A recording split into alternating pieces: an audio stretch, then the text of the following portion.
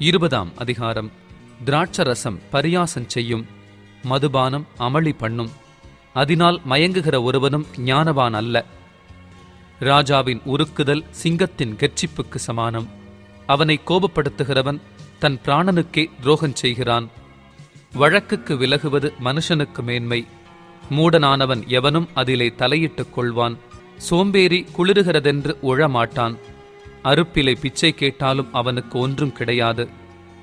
மனுஷனுடைய இருதயத்திலுள்ள யோசனை ஆழமான தண்ணீர் போலிருக்கிறது, புத்திமானோ அதை மொண்டெடுப்பான். மனுஷர் பெரும்பாலும் தங்கள் தயாளத்தை பிரசித்தப்படுத்துவார்கள். உண்மையான மனுஷனை கண்டுபிடிப்பவன் யார்? நீதிமான் தன் உத்தமத்திலே நடக்கிறான். அவனுக்கு பிறகு அவன் பிள்ளைகளும் பாக்கியவான்களாயிருப்பார்கள். நியாயாசனத்தில் வீற்றிருக்கும் ராஜா தன் கண்களினால் சகல பொல்லாப்பையும் சிதறப் பண்ணுகிறான். என் இருதயத்தை சுத்தமாக்கினேன், என் பாவமர துப்புரவானேன் என்று சொல்லத்தக்கவன் யார்? வெவ்வேறான நிறைக்கல்லும் வெவ்வேறான மரக்காலும் ஆகிய இவ்விரண்டும் கர்த்தருக்கு அருவருப்பானவைகள். பிள்ளையானாலும் அதன் செய்கை சுத்தமோ செம்மையோ என்பது அதன் நடக்கையினால் விளங்கும். கேட்கிற காதும் காண்கிற கண்ணும் ஆகிய இவ்விரண்டையும் கர்த்தர் உண்டாக்கினார். தூக்கத்தை விரும்பாதே, விரும்பினால் தரித்திரனாவாய். கண் விழித்திரு, அப்பொழுது ஆகாரத்தினால் திருப்தியாவாய். கொள்ளுகிறவன் நல்லதல்ல நல்லதல்ல என்பான், போய்விட்ட பின்போ மெச்சிக்கொள்வான். பொன்னும் மிகுதியான முத்துக்களும் உண்டு, அறிவுள்ள உதடுகளோ விலையுயர்ந்த ரத்தினம். அந்நியனுக்காக பிணைக்கப்பட்டவனுடைய வஸ்திரத்தை எடுத்துக்கொள், அந்நிய ஸ்திரீயின் நிமித்தம் அவன் கையில் ஈடு வாங்கிக்கொள். வஞ்சனையினால் வந்த போஜனம் மனுஷனுக்கு இன்பமாயிருக்கும், பின்போ அவனுடைய வாய் பருக்கை கற்களால் நிரப்பப்படும். ஆலோசனையினால் எண்ணங்கள் ஸ்திரப்படும், நல் யோசனை செய்து யுத்தம் பண்ணு. தூற்றிக்கொண்டு திரிகிறவன் இரகசியங்களை வெளிப்படுத்துவான். ஆதலால் தன் உதடுகளினால் அலப்புகிறவனோடே கலவாதே. தன் தகப்பனையும் தன் தாயையும் தூஷிக்கிறவனுடைய தீபம் காரிருளில் அணைந்து போம். ஆரம்பத்திலே துரிதமாக கிடைத்த சுதந்திரம் முடிவிலே ஆசீர்வாதம் பெறாது. தீமைக்கு சரி கட்டுவேன் என்று சொல்லாதே, கர்த்தருக்கு காத்திரு, அவர் உன்னை இரட்சிப்பார். வெவ்வேறான நிறைக்கற்கள் கர்த்தருக்கு அருவருப்பானவைகள், கள்ளத்தராசு நல்லதல்ல. கர்த்தராலே மனுஷனுடைய நடைகள் வாய்க்கும், ஆகையால் மனுஷன் தன் வழியை அறிந்து கொள்வதெப்படி? பரிசுத்தமானதை விழுங்குகிறதும் பொருத்தனை செய்த பின்பு யோசிக்கிறதும் மனுஷனுக்கு கண்ணியாயிருக்கும். ஞானமுள்ள ராஜா துன்மார்க்கரை சிதறடித்து அவர்கள் மேல் உருளையை உருட்டுவான். மனுஷனுடைய ஆவி கர்த்தர் தந்த தீபமாயிருக்கிறது, அது உள்ளத்தில் உள்ளவைகளையெல்லாம் ஆராய்ந்து பார்க்கும். தயையும் சத்தியமும் ராஜாவை காக்கும், தயையினாலே தன் சிங்காசனத்தை நிற்க பண்ணுவான். வாலிபரின் அலங்காரம் அவர்கள் பராக்கிரமம், முதிர் வயதானவர்களின் மகிமை அவர்கள் நரை. காயத்தின் தழும்புகளும் உள்ளத்தில் உரைக்கும் அடிகளும் பொல்லாதவனை அழுக்கற துடைக்கும். 21ஆம் அதிகாரம். ராஜாவின் இருதயம் கர்த்தரின் கையில் நீர்க்கால்களைப் போலிருக்கிறது, அதை தமது சித்தத்தின்படி அவர் திருப்புகிறார். மனுஷனுடைய வழியெல்லாம் அவன் பார்வைக்கு செம்மையாக தோன்றும், கர்த்தரோ இருதயங்களை நிறுத்து பார்க்கிறார். பலியிடுவதை பார்க்கிலும் நீதியும் நியாயமும் செய்வதே கர்த்தருக்கு பிரியம். மேட்டிமையான பார்வையும் அகந்தையான மனமுமுள்ள துன்மார்க்கர் போடும் வெளிச்சம் பாவமே. ஜாக்கிரதையுள்ளவனுடைய நினைவுகள் செல்வத்துக்கும் பதறுகிறவனுடைய நினைவுகள் தரித்திரத்துக்கும் ஏதுவாகும்.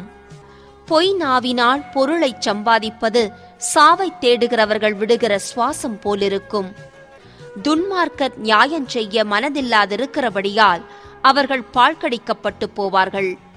குற்றமுள்ளவன் தன் வழிகளில் மாறுபாடுள்ளவன், சுத்தமுள்ளவனோ தன் கிரியையில் செம்மையானவன். சண்டைக்காரியோடே ஒரு பெரிய வீட்டில் குடியிருப்பதை பார்க்கிலும் வீட்டின் மேல் ஒரு மூலையில் தங்கியிருப்பதே நலம். துன்மார்க்கனுடைய மனம் பொல்லாப்பை செய்ய விரும்பும், அவன் கண்களில் அவன் அயலானுக்கு இரக்கம் கிடையாது. பரியாசக்காரனை தண்டிக்கும் போது பேதை ஞானமடைவான், ஞானவான் போதிக்கப்படும் போது அறிவடைவான். நீதிபரர் துன்மார்க்கருடைய வீட்டை கவனித்துப் பார்க்கிறார். துன்மார்க்கரை தீங்கில் கவிழ்த்து போடுவார். ஏழையின் கூக்குரலுக்கு தன் செவியை அடைத்துக் கொள்ளுகிறவன் தானும் சத்தமிட்டு கூப்பிடும்போது கேட்கப்பட மாட்டான். அந்தரங்கமாய் கொடுக்கப்பட்ட வெகுமதி கோபத்தை தணிக்கும். மடியிலுள்ள பரிதானம் குரோதத்தை ஆற்றும். நியாயம் தீர்ப்பது நீதிமானுக்கு சந்தோஷமும் அக்கிரமக்காரருக்கோ அழிவுமாம். விவேகத்தின் வழியை விட்டு தப்பி நடக்கிற மனுஷன் செத்தவர்களின் கூட்டத்தில் தாபரிப்பான். சிற்றின்பப் பிரியன் தரித்திரனாவான். மதுபானத்தையும் எண்ணெயையும் விரும்புகிறவன் ஐஸ்வர்யவானாவதில்லை. நீதிமானுக்கு பதிலாக துன்மார்க்கனும் செம்மையானவனுக்கு பதிலாக துரோகியும் மீட்கும் பொருளாவார்கள். சண்டைக்காரியும் கோபக்காரியுமான ஸ்திரீயுடன் குடியிருப்பதை பார்க்கிலும் வனாந்தரத்தில் குடியிருப்பது நலம். வேண்டிய திரவியமும் எண்ணெயும் ஞானவானுடைய வாசஸ்தலத்தில் உண்டு. மூடனோ அதை செலவழித்து போடுகிறான். நீதியையும் தயையையும் பின்பற்றுகிறவன் ஜீவனையும் நீதியையும் மகிமையையும் கண்டடைவான். 22. பலவான்களுடைய பட்டணத்தின் மதிலை ஞானமுள்ளவன் ஏறி பிடித்து அவர்கள் நம்பின அரணை இடித்துப் போடுவான். தன் வாயையும் தன் நாவையும் காக்கிறவன் தன் ஆத்துமாவை இடுக்கண்களுக்கு விலக்கிக் காக்கிறான். அகங்காரமும் இடும்பும் உள்ளவனுக்கு பரியாசக்காரன் என்று பெயர். அவன் அகந்தையான சினத்தோடே நடக்கிறான். சோம்பேறியின் கைகள் வேலை செய்யச் சம்மதியாததினால் அவன் ஆசை அவனைக் கொல்லும். அவன் நாள்தோறும் ஆவலுடன் இச்சிக்கிறான். நீதிமானோ பிசினித்தனமில்லாமல் கொடுப்பான். துன்மார்க்கருடைய பலி அருவருப்பானது. அதை துர்ச்சிந்தையோடே செலுத்தினாலோ எத்தனை அதிகமாய் அருவருக்கப்படும். பொய்சாட்சிக்காரன் கெட்டுப்போவான். செவி கொடுக்கிறவனோ எப்பொழுதும் பேசத்தக்கவனாவான். துன்மார்க்கன் தன் முகத்தை கடினப்படுத்துகிறான். செம்மையானவனோ தன் வழியை நேர்படுத்துகிறான். கர்த்தருக்கு விரோதமான ஞானமும் இல்லை, புத்தியும் இல்லை, ஆலோசனையும் இல்லை. குதிரை யுத்த நாளுக்கு ஆயத்தமாக்கப்படும். ஜெயமோ கர்த்தரால் வரும். 22ஆம் அதிகாரம். திரளான ஐஸ்வர்யத்தை பார்க்கிலும் நற்கீர்த்தியே தெரிந்து கொள்ளப்படத்தக்கது. பொன் வெள்ளியை பார்க்கிலும் தயையே நலம். ஐஸ்வர்யவானும் தரித்திரனும் ஒருவரையொருவர் சந்திக்கிறார்கள். அவர்கள் அனைவரையும் உண்டாக்கினவர் கர்த்தர். விவேகி ஆபத்தை கண்டு மறைந்து கொள்ளுகிறான். பேதைகள் நெடுகப் போய் தண்டிக்கப்படுகிறார்கள். தாழ்மைக்கும் கர்த்தருக்கு பயப்படுதலுக்கும் வரும் பலன் ஐஸ்வர்யமும் மகிமையும் ஜீவனுமாம். மாறுபாடுள்ளவனுடைய வழியிலே முள்ளுகளும் கண்ணிகளும் உண்டு. தன் ஆத்துமாவை காக்கிறவன் அவைகளுக்கு தூரமாய் விலகிப் போவான். பிள்ளையானவன் நடக்க வேண்டிய வழியிலே அவனை நடத்து. அவன் முதிர் வயதிலும் அதை விடாதிருப்பான். ஐஸ்வர்யவான் தரித்திரனை ஆளுகிறான். கடன் வாங்கினவன் கடன் கொடுத்தவனுக்கு அடிமை. அநியாயத்தை விதைக்கிறவன் வருத்தத்தை அறுப்பான். அவன் உக்கிரத்தின் மிலாறு ஒழியும். கருணை கண்ணன் ஆசீர்வதிக்கப்படுவான். அவன் தன் ஆகாரத்தில் தரித்திரனுக்கு கொடுக்கிறான். பரியாசக்காரனை துரத்திவிடு. அப்பொழுது வாது நீங்கும். விரோதமும் அவமானமும் ஒழியும். சுத்த இருதயத்தை விரும்புகிறவனுடைய உதடுகள் இனிமையானவைகள். ராஜா அவனுக்கு சிநேகிதனாவான். கர்த்தருடைய கண்கள் ஞானத்தை காக்கும். துரோகிகளின் வார்த்தைகளையோ அவர் தாறுமாறாக்குகிறார். வெளியிலே சிங்கம், வீதியிலே கொலையுண்பேன் என்று சோம்பேறி சொல்லுவான். பரஸ்திரீகளின் வாய் ஆழமான படுகுழி. கர்த்தருடைய கோபத்திற்கு ஏதுவானவன் அதிலே விழுவான். பிள்ளையின் நெஞ்சில் மதியீனம் ஒட்டியிருக்கும். அதை தண்டனையின் பிரம்பு அவனை விட்டு அகற்றும். தனக்கு அதிகம் உண்டாக தரித்திரனை ஒடுக்குகிறவன் தனக்கு குறைச்சல் உண்டாகவே ஐஸ்வர்யவானுக்கு கொடுப்பான். உன் செவியை சாய்த்து ஞானிகளுடைய வார்த்தைகளை கேட்டு என் போதகத்தை உன் இருதயத்தில் வை. அவைகளை என் உள்ளத்தில் காத்து அவைகளை என் உதடுகளில் நிலைத்திருக்க பண்ணும் போது அது இன்பமாயிருக்கும். உன் நம்பிக்கை கர்த்தர் மேல் இருக்கும்படி இன்றைய தினம் அவைகளை உனக்கு தெரியப்படுத்துகிறேன். சத்திய வார்த்தைகளின் யதார்த்தத்தை நான் உனக்கு தெரிவிக்கும் படிக்கும் நீ உன்னை அனுப்பினவர்களுக்கு சத்திய வார்த்தைகளை மறுமொழியாக சொல்லும் படிக்கும் ஆலோசனையையும் ஞானத்தையும் பற்றி நான் உனக்கு முக்கியமானவைகளை எழுதவில்லையா? ஏழையாயிருக்கிறான் என்று ஏழையை கொள்ளையிடாதே, சிறுமையானவனை நியாயஸ்தலத்தில் உபத்திரவப்படுத்தாதே. கர்த்தர் அவர்களுக்காக வழக்காடி அவர்களை கொள்ளையிடுகிறவர்களுடைய பிராணனை கொள்ளையிடுவார். கோபக்காரனுக்கு தோழனாகாதே, உக்கிரமுள்ள மனுஷனோடே நடவாதே. அப்படிச் செய்தால் நீ அவனுடைய வழிகளை கற்றுக்கொண்டு உன் ஆத்துமாவுக்கு கண்ணியை வருவிப்பாய். கையடித்து உடன்பட்டு கடனுக்காக பிணைப்படுகிறவர்களில் ஒருவனாகாதே. செலுத்த உனக்கு ஒன்றுமில்லாதிருந்தால் நீ படுத்திருக்கும் படுக்கையையும் அவன் எடுத்துக்கொள்ள வேண்டியதாகுமே. உன் பிதாக்கள் நாட்டின பூர்வ எல்லை குறியை மாற்றாதே. தன் வேலையில் ஜாக்கிரதையாயிருக்கிறவனை நீ கண்டால் அவன் நீசருக்கு முன்பாக நில்லாமல் ராஜாக்களுக்கு முன்பாக நிற்பான். 23ஆம் அதிகாரம். நீ ஒரு அதிபதியோடே போஜனம் பண்ண உட்கார்ந்தால் உனக்கு முன்பாக இருக்கிறதை நன்றாய் கவனித்துப் பார். நீ போஜன பிரியனாயிருந்தால் உன் தொண்டையிலே கத்தியை வை. அவனுடைய ருசியுள்ள பதார்த்தங்களை இச்சியாதே, அவைகள் கள்ள போஜனமாமே. ஐஸ்வர்யவானாக வேண்டுமென்று பிரயாசப்படாதே, சுயபுத்தியை சாராதே. இல்லாமற் போகும் பொருள் மேல் உன் கண்களை பறக்க விடுவானேன்? அது கழுகைப் போல சிறகுகளை தனக்கு உண்டு பண்ணிக்கொண்டு ஆகாய மார்க்கமாய் பறந்து போம். வன்கண்ணனுடைய ஆகாரத்தை புசியாதே, அவனுடைய ருசியுள்ள பதார்த்தங்களை இச்சியாதே. அவன் இருதயத்தின் நினைவு எப்படியோ அப்படியே அவன் இருக்கிறான். புசியும் பானம் பண்ணும் என்று அவன் உன்னோடே சொன்னாலும் அவன் இருதயம் உன்னோடே இராது. நீ புசித்த துணிக்கையை வாந்தி பண்ணி உன் இனிய சொற்களை இழந்து போவாய். மூடனுடைய செவிகள் கேட்கப் பேசாதே, அவன் உன் வார்த்தைகளின் ஞானத்தை அசட்டை பண்ணுவான். பூர்வ எல்லைக்குறியை மாற்றாதே, திக்கற்ற பிள்ளைகளுடைய நிலங்களை அபகரித்துக் கொள்ளாதே. அவர்களுடைய மீட்பர் வல்லவர், அவர் உன்னுடனே அவர்களுக்காக வழக்காடுவார். உன் இருதயத்தை புத்திமதிக்கும் உன் செவிகளை அறிவின் வார்த்தைகளுக்கும் சாய்ப்பாயாக. பிள்ளையை தண்டியாமல் விடாதே, அவனை பிரம்பினால் அடித்தால் அவன் சாகான். நீ பிரம்பினால் அவனை அடிக்கிறதினால் பாதாளத்துக்கு அவன் ஆத்துமாவை தப்புவிப்பாயே. என் மகனே, உன் இருதயம் ஞானமுள்ளதாயிருந்தால் என்னிலே என் இருதயம் மகிழும். உன் உதடுகள் செம்மையானவைகளை பேசினால் என் உள்ளிந்திரியங்கள் மகிழும். உன் மனதை பாவிகள் மேல் பொறாமை கொள்ள விடாதே. நீ நாடோறும் கர்த்தரை பற்றும் பயத்தோடிரு. நிச்சயமாகவே முடிவு உண்டு, உன் நம்பிக்கை வீண் போகாது. என் மகனே, நீ செவி கொடுத்து ஞானமடைந்து உன் இருதயத்தை நல்வழியிலே நடத்து. மதுபான பிரியரையும் மாம்ச பெருந்தீனிக்காரரையும் சேராதே. குடியனும் போஜன பிரியனும் தரித்திரராவார்கள். தூக்கம் கந்தைகளை உடுத்துவிக்கும். உன்னை பெற்ற தகப்பனுக்குச் செவி கொடு. உன் தாய் வயது சென்றவளாகும் போது அவளை அசட்டை பண்ணாதே. சத்தியத்தை வாங்கு, அதை விற்காதே. அப்படியே ஞானத்தையும் உபதேசத்தையும் புத்தியையும் வாங்கு. நீதிமானுடைய தகப்பன் மிகவும் களி கூறுவான். ஞானமுள்ள பிள்ளையை பெற்றவன் அவனால் மகிழுவான். உன் தகப்பனும் உன் தாயும் சந்தோஷப்படுவார்கள், உன்னை பெற்றவள் மகிழுவாள். என் மகனே, உன் இருதயத்தை எனக்குத்தா, உன் கண்கள் என் வழிகளை நோக்குவதாக.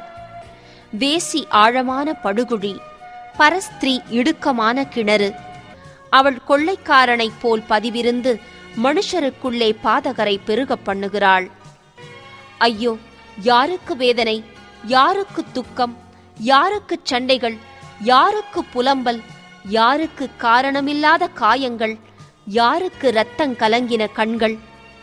மதுபானம் இருக்கும் இடத்திலே தங்கி தரிப்பவர்களுக்கும் கலப்புள்ள சாராயத்தை நாடுகிறவர்களுக்கும் தானே. மதுபானம் இரத்த வருணமாயிருந்து பாத்திரத்தில் பளபளப்பாய் தோன்றும்போது நீ அதை பாராதே, அது மெதுவாய் இறங்கும். முடிவிலே அது பாம்பைப் போல் கடிக்கும், விரியனைப் போல் தீண்டும். உன் கண்கள் பரஸ்திரீகளை நோக்கும், உன் உள்ளம் தாறுமாறானவைகளை பேசும். நீ நடுக்கடலிலே சயனித்திருக்கிறவனைப் போலும் பாய்மரத் தட்டிலே படுத்திருக்கிறவனைப் போலும் இருப்பாய். என்னை அடித்தார்கள், எனக்கு நோகவில்லை.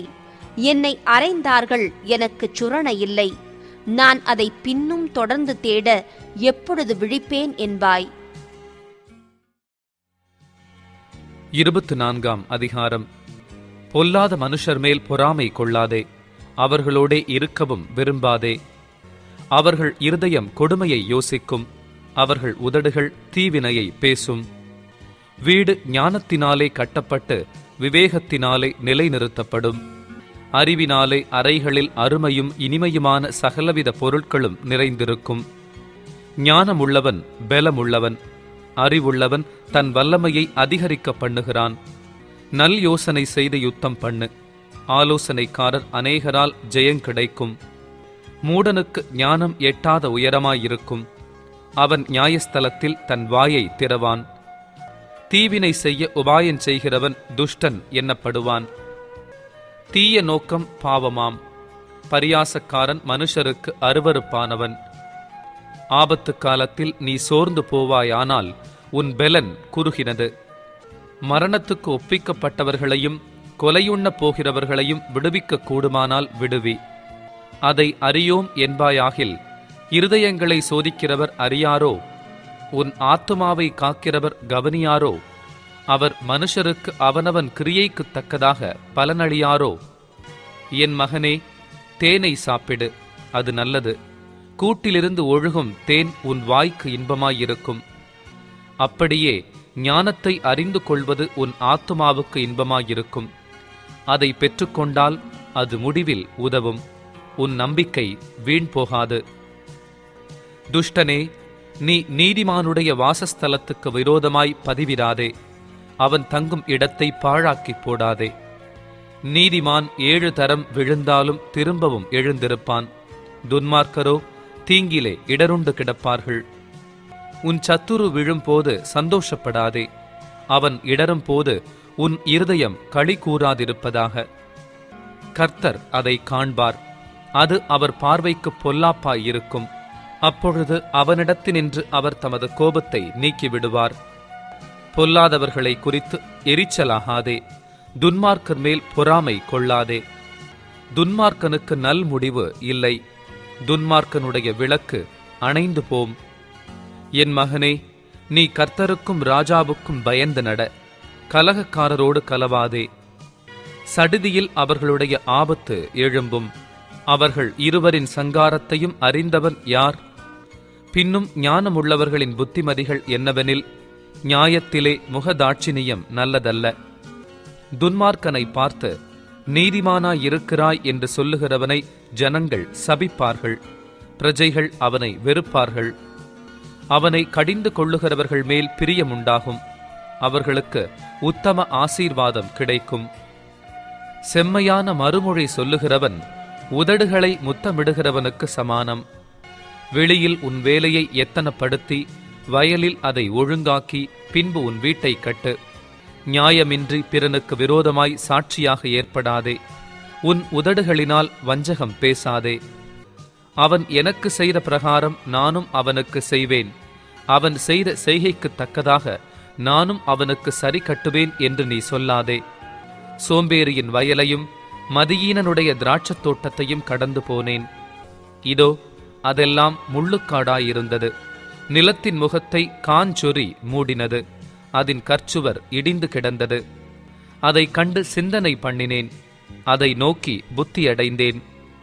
இன்னும் கொஞ்சம் உறங்கட்டும், இன்னும் கொஞ்சம் கைமுடக்கிக் கொண்டு நித்திரை செய்யட்டும் என்பாயோ? உன் தரித்திரம் வழிப்போக்கனைப் போலும் உன் வறுமை ஆயுதமணிந்தவனைப் போலும் வரும். 25ஆம் அதிகாரம். யூதாவின் ராஜாவாகிய எசேக்கியாவின் மனுஷர் பேர்த்தெழுதின சாலமோனுடைய நீதிமொழிகள். காரியத்தை மறைப்பது தேவனுக்கு மேன்மை, காரியத்தை ஆராய்வதோ ராஜாக்களுக்கு மேன்மை. வானத்தின் உயரமும் பூமியின் ஆழமும் ராஜாக்களின் இருதயங்களும் ஆராய்ந்து முடியாது. வெள்ளியினின்று களிம்பை நீக்கிவிடு, அப்பொழுது தட்டானால் நல்ல உடைமை பிறக்கும். ராஜாவின் முன்னின்று துஷ்டரை நீக்கிவிடு, அப்பொழுது அவனுடைய சிங்காசனம் நீதியினால் நிலை நிற்கும். ராஜாவின் சமூகத்தில் மேன்மை பாராட்டாதே, பெரியோர்களுடைய ஸ்தானத்தில் நில்லாதே. உன் கண்கள் கண்ட பிரபுவின் சமூகத்தில் நீ தாழ்த்தப்படுவது நல்லதல்ல. அவன் உன்னை பார்த்து மேலே வா என்று சொல்வதே உனக்கு மேன்மை. வழக்காட பதற்றமாய் போகாதே, முடிவிலே உன் அயலான் உன்னை வெட்கப்படுத்தும் போது நீ என்ன செய்யலாம் என்று திகைப்பாயே. நீ உன் அயலானுடனே மாத்திரம் உன் வியாஜ்யத்தை குறித்து வழக்காடு, மற்றவனிடத்தில் இரகசியத்தை வெளிப்படுத்தாதே. மற்றபடி அதை கேட்கிறவன் உன்னை நிந்திப்பான், உன் அவமானம் உன்னை விட்டு நீங்காது. ஏற்ற சமயத்தில் சொன்ன வார்த்தை வெள்ளித்தட்டில் வைக்கப்பட்ட பொற்பழங்களுக்குச் சமானம். கேட்கிற செவிக்கு ஞானமாய் கடிந்து கொண்டு புத்தி சொல்லுகிறவன் பொற்கடுக்கனுக்கும் அபரஞ்சி பூஷணத்திற்கும் சரி. கோடை காலத்தில் உறைந்த மழையின் குளிர்ச்சி எப்படி இருக்கிறதோ அப்படியே உண்மையான ஸ்தானாபதியும் தன்னை அனுப்பினவனுக்கு இருப்பான். அவன் தன் எஜமான்களுடைய ஆத்துமாவை குளிரப் பண்ணுவான். கொடுப்பேன் என்று சொல்லியும் கொடாமலிருக்கிற வஞ்சகன் மழையில்லாத மேகங்களுக்கும் காற்றுக்கும் சரி. நீண்ட பொறுமையினால் பிரபுவையும் சம்மதிக்க பண்ணலாம். இனிய நாவு எலும்பையும் நொறுக்கும். தேனை கண்டுபிடித்தாயானால் மட்டாய்ச் சாப்பிடு, மிதமிஞ்சிச் சாப்பிட்டால் வாந்தி பண்ணுவாய். உன் அயலான் சலித்து உன்னை வெறுக்காதபடிக்கு அடிக்கடி அவன் வீட்டில் கால் வைக்காதே. பிறனுக்கு விரோதமாய் பொய்சாட்சி சொல்லுகிற மனுஷன் தண்டாயுதத்துக்கும் கட்கத்துக்கும் கூர்மையான அம்புக்கும் ஒப்பானவன்.